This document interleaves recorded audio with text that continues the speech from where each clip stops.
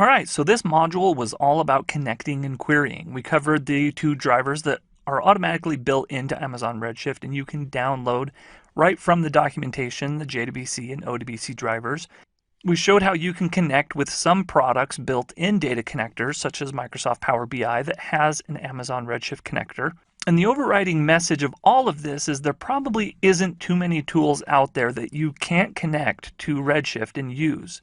Once connected, the SQL language supported by Amazon Redshift is full-featured, though like all database engines, it does have some quirks.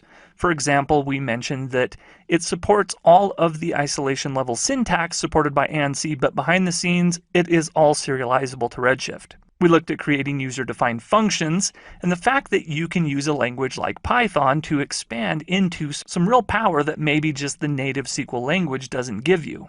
And one thing I didn't call out specifically, but maybe you saw on the screen, and something I really like about Redshift, is it does support the create or replace syntax, which makes coding and source control and deployment of projects really nice because if the object isn't there, it'll create it, and if it is, it'll simply alter it and update it. We looked into the documentation that's available, and it is full-featured.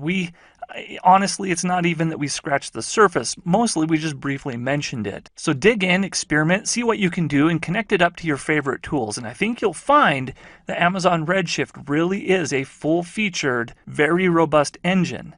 And if there are areas of the Redshift syntax that aren't like an engine that you're used to, chances are there's an alias that will let you get away with the syntax that you are used to. For example, all of the data types have the most common aliases.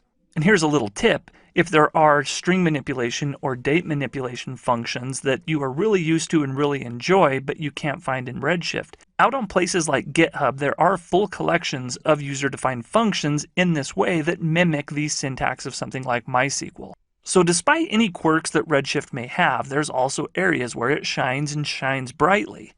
And it goes without saying that above all, it's fast, and that is the intent of having a column-based engine built the way it is. For doing aggregates, multiple joins, large-scale queries, and all the effort that usually goes into a solid BI product, it really shines. Alright, up next we're going to talk about security. Data, being as valuable as it is something that you gotta know how to protect if you are going to work in any kind of data field. See you in the next module.